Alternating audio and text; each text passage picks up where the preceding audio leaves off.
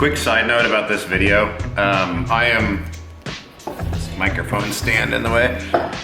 They've still got me on some interesting steroids and other stuff, and it's really affecting my ability to connect thoughts and whatnot. So this video is gonna be a lot of different clips of me mashed together because I forgot to say things or stuff was filmed out of order. But anyways, just a heads up, this may be a little bit more jump cut filled than my typical videos are, although those usually do have a lot of jump cuts. Anyways, enjoy the new chair series episode 3. Ew. I almost drank that, that's a few days old. Today is a magical day. I'm getting my new wheelchair, the Quantum 4 Front. Now, I actually thought before I started recording here that I should do a little bit of research because I honestly don't remember how long it's been for this entire process. Let me do a quick little bit of research here. I'm checking to see on the previous videos in the series what the dates were. July 1. Okay, July 1st. This is now November 22nd? Let's see. June, July, August, September, October. We're really going on 5 months. Really? Yeah, because I didn't publish that video till July 30th. Apparently I'm more patient than I thought. I've been complaining because my chair has been sitting at the DME's office very nearby here since Monday, and I didn't want to wait till today. 5 months? I'm gonna have to dig through my emails and records and stuff and see if that's actually true, because that, I don't know, it just doesn't seem like it doesn't seem like it's been that, does it seem like it's been that long? Grammar. I'm gonna eat this egg thing and drink my coffee and then we'll be back. Anyways, yeah, so the Quantum 4 Front has been in since Monday, and I guess it's year end and month end, so I guess as far as DME stuff goes, everyone's scurrying trying to get everything done. Man, I can't believe it was July. Wait, or was it June? All I know is it was midsummer, and I wasn't thinking year end would be anywhere close to when I finally got this thing. Usually the way this goes is you'll show up, and if they're doing what they're supposed to, you'll get into the chair and then they'll kind of adjust everything, get your headrest set properly, get your armrest angle adjusted. If you have the thigh supports, they'll adjust those, backrest height, all that stuff. It can take a little bit of time and maybe a few transfers. I can do that stuff myself. It's a little bit annoying to hop in and out of the chair a bazillion times, but you know, they made time for me to come in today. Normally they deliver the chair to your house, but I was like, I don't want to wait that long. You know, can I just come pick the thing up? I will take a little bit of the guy's time. I mean, I'm gonna need to make some programming changes on it because one of my friends got a chair and the programming is not usable. I mean, it is, but like, it's really frustrating. So it's like 12:45 now. I'm supposed to be there at 2. So I'm gonna finish doing whatever random running in circles that I'm gonna do until then. And then, yeah, I don't know how I'm gonna film this or whatever, but we'll figure out something.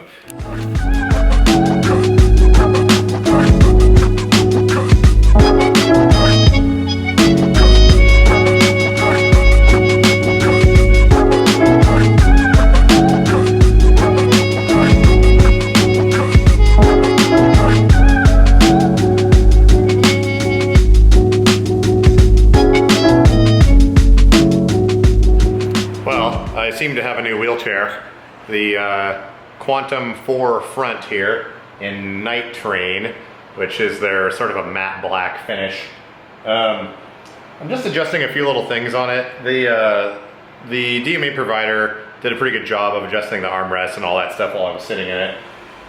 The backrest on it is not quite as big or as tall as I thought it was going to be. I mean, I think it should be all right.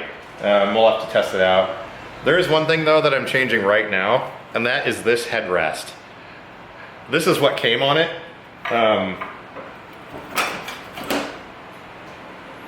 Headrests are one of those things where if done improperly, they just look really bad. And some people will argue they just look bad anyways. It's really hard to film this thing because it's so dark colored, but it's this giant thing with just like a single bar. And I mean, I feel like I'd stab somebody with this. Luckily I have something in stock that is a lot better and same mounting. This is from my Amy Systems chair. The head block is a lot more contoured. It's a lot smaller. And look at this hardware on the back. I mean, it just looks so much nicer. I need to actually get it properly adjusted, but let me move this thing into the dining room. There should be some better light in here. The way the mounting on it looks, it kind of matches the chair a little bit better. It's got these nice curves and it's a lot more of a solid mount. I need to get it adjusted so it actually goes in here correctly and so it's in the right position for my head. I'll have to move it back a little bit, but I think that's gonna help out a ton. And then I'm gonna be lowering down the, oh, it came with a free cup holder. But I'm gonna be lowering down this, man, everything on this chair is so dark. I'm gonna be lowering down the seat back so it's a lot closer to the cushion. They also gave me one of these privacy flaps to stick in there. Not that I'm worried about mooning people, but when you drop stuff, it tends to at least catch it a little bit before it falls off the back of your chair. But I'm probably have to wait till tomorrow and take it outside in the daylight so you can see the thing better. But it's got sort of normal-ish tread on the tires. The rear casters, though, are massive. And they have, well, I was gonna say aggressive tread. It's not, I mean, I don't know. The casters are just big. What's really interesting, though, is this C300 chair that I'm sitting in. This is the steampunk chair. It's about a ½ an inch longer than this thing is. So that was my concern when I saw this thing. I remember looking at the demo and thinking, that is a really long wheelbase. It's not gonna fit in my house. But let me pull up right next to it here. And it's interesting to note as well, on paper these tires are like the same size, but on this Quantum, they're actually a little bit bigger. So I've got our tires lined up here. I've got my giant anti-tipper wheels there in the front. Let me pull forward just a tiny bit so our drive tires are even. Now you can see obviously I've got the giant anti-tippers so those stick out a little bit more, but check this out. They're the same length. And if I factor in my giant anti-tippers, which I probably should, because getting around inside this house, like those tend to hit on things, the wheelbase is like identical, or this is a tiny bit longer. I'm really happy about that. Obviously on paper, I mean, you can look at dimensions and measure things, but in the real world, like, I mean, these tires are the same size on paper, but these are clearly bigger. So I'm gonna play around with getting this headrest mounted on here. And for whatever reason, the chair shipped without the seating buttons, you know, sort of like these. So the DME happened to have, I guess this is a free option, but he happened to have one of these laying around that he was able to give me, so we didn't have to wait for ordering a replacement or whatnot. They're a little bit different. Ignore this bracket, that was for something else. They're a little bit different. As you can see on the Permobiles, they attach to the joystick, but on this chair, the cord comes out right there. So this is actually gonna have to mount like right here. Some people put it on the opposite side. For me, that kind of gets in the way of things. But the bracket that it came with, actually just slid it in here for illustration purposes. There's a little plug that says Quantum on it that you pull out, and then your bracket slides right here on the tracks. So essentially this will be on the other side, so it's not long enough, and sit right there. But the other cool thing about over here is that cup holder will actually slide in there as well. I'm not usually a fan of cup holders on chairs just because the place that they usually choose to mount them gets in the way, and I always smash into things. But I think this one might actually be okay. Oop, as I smash into this thing. So this one, you take out the little clip, and then I'm not gonna put it in all the way because I don't want it in right now, but you stick this in, so it doesn't make it that much longer, but it's removable. So you set the thing on here, then you've got, you know, your drink there, and then you can just lift it right off. So I think I might actually install this. This piece doesn't really take up that much space, and having that much more sticking out isn't a big deal. I guess it is actually Quantum branded too. But I think for the first time in the history of forever, I'm gonna have an armrest mounted cup holder. On any of my other chairs, anytime I've had cup holders, I always mount them on the back, somewhere out of the way. Oh, actually, I can illustrate this with the bounder. It's out, yes, I am watching Ice Poseidon. It's actually out here in the garage, and it's facing in the proper direction, so we can show you. Oh, actually I have both of the chairs that I had cup holders out here on originally. Same cup holder. So on the bounder, I stick it here in the back. It's completely out of the way. I'm not gonna hit that on anything. And whenever I wanna reach in and grab it, I just kind of reach around here and there you go. This is actually one from a baby stroller. I just clamped it around the recline actuator. And originally the first chair I had that cup holder on was on this one here. It's on a Quantum base. It used to be on an Invacare one, so ignore that. But, and I also had a different seat back on it. But I originally mounted it right here, so the cup holder was like right in this position. Completely inside the boundaries of the chair, doesn't increase any sort of like maneuvering distances or anything that's required. But yeah, I don't know. Things for baby strollers usually work good for stuff like this, but anyways, I'm not saying cup holders are bad, just for me, all the running around I do. And on the V6 off-road here, I've actually got one of the Ram ball mounts over here on this side. And I've got this set up so I can put a phone holder in there or a bunch of other things. But since I drive from my chair, having something right here interferes with the hand controls. So I leave this mount on here, but that way I can take out my phone holder or whatever happens to be on there when I get in the van, because that is right where the hand controls are on any of my vans. Well, actually, I only drive from my chair. Get some dirt on here. I stuck a friend in this thing and had him go running around in the yard a little bit to test it out. I forget what I was saying, but free cup holder. So I went into the DME provider for my appointment. They told me to be there at 2 o'clock. I showed up. I brought a friend with me just because, I don't know, it's nice to have someone else there to help you moving things around and whatnot. But they had the chair ready for me there. I basically hopped into the thing and he started adjusting the headrest and the armrests and the height of everything and angles of all that, just to try to get everything tuned so it's pretty close. The leg rests had to be pulled up just a little bit because my legs are actually really short. And probably the longest part was setting the height and the angle of the armrests. These are the cantilevered ones, so there's no like center support post. It's a little bit tricky. I mean, they are pretty solid, like they're not gonna move on you, but they're a little bit tricky to get adjusted. So that probably took 20 minutes just for that part of it. And then he did adjust the other headrest, but I wasn't too worried about that. I threw that on the floor over here, and to be honest, it's probably gonna get used as parts for one of the soccer chairs. But I've got my Amy Systems one on there now, that was good. The nice thing was, apparently Quantum has relaxed their restrictions on the programming quite a bit. So the DME providers, as long as they are willing to work with you or have the knowledge or skills required, you can pretty much do whatever you want with the programming. I got this thing tuned up so it will do smoky burnouts. Well, not smoky, but let's just say right now, when I'm using it indoors on this floor, or actually anywhere that's inside, even on carpet, if I'm not careful, the tires will spin. So it is possible to tune one of those chairs in a way that's similar to my C300 here. I mean, this chair, it really, I've got it set up so it does whatever I want, and you can essentially do the same thing with that. I was a little concerned originally about the steering stabilization. They don't use a gyroscope on this. They've got, well, I don't get too technical, but the computer looks at the angle of the rear caster wheels and uses that to extrapolate whether you're going straight or if it needs to make adjustments. But it's not nearly as restrictive as the Permobil ESP system, which actually has a single axis gyroscope. If they bump that up to a 2 or 3 axis gyroscope, on a side note with Permobil, it would fix a lot of the issues. But that's not what I'm talking about here. So we got the chair all adjusted. I think I was out of there probably within an hour. I did spend probably a good half hour though with the programmer and the DME provider. He was awesome and actually really wanted to learn about the systems on these chairs. And that's why I'm heading back on Wednesday, is we're gonna do a little bit more playing around. And a friend who actually also got this same chair is going to come as well, and we're gonna get that thing tuned up.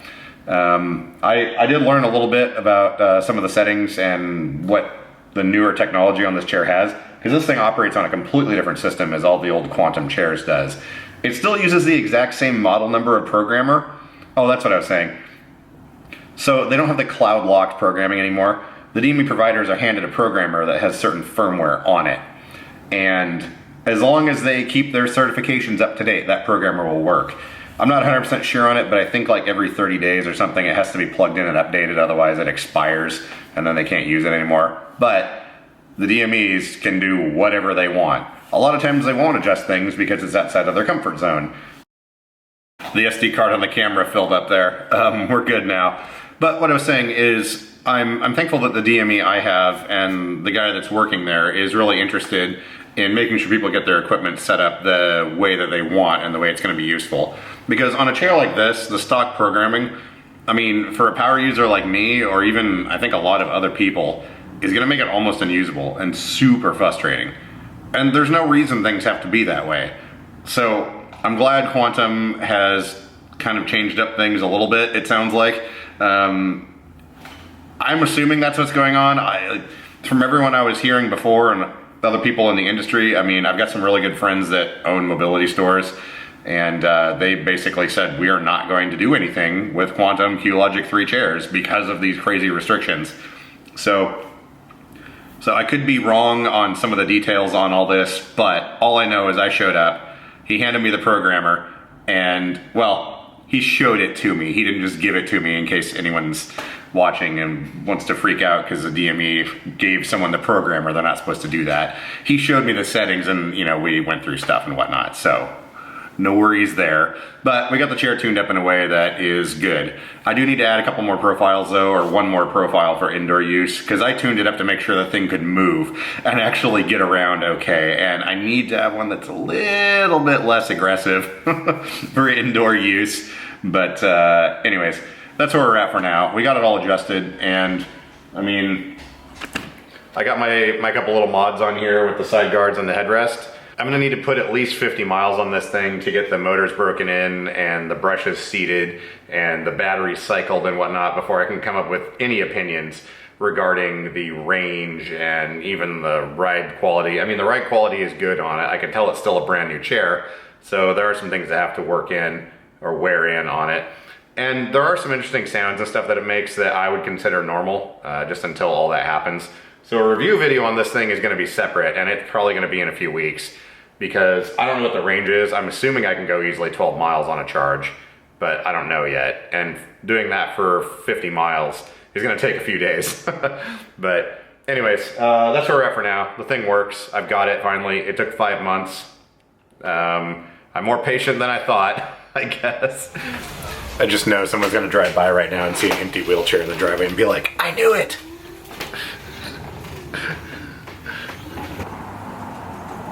So mine came with these foot plate extensions on the sides here. I'm gonna be taking those off. Oh, actually, I just noticed this adjustment here is a little bit loose. I'll tighten that down, but I'm gonna be taking off these little side things because this sort of impacts your turning radius in smaller areas.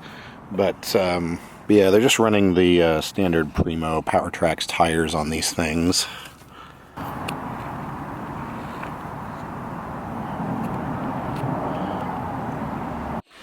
I just realized something, and you're all welcome to unsubscribe because I'm a hypocrite. Look. I've had this chair for 3 days. Yeah, sorry about that. Shiny. Well, I think at this point, I was planning on finishing up this new chair series video, but I think I'm actually gonna wait another week or so.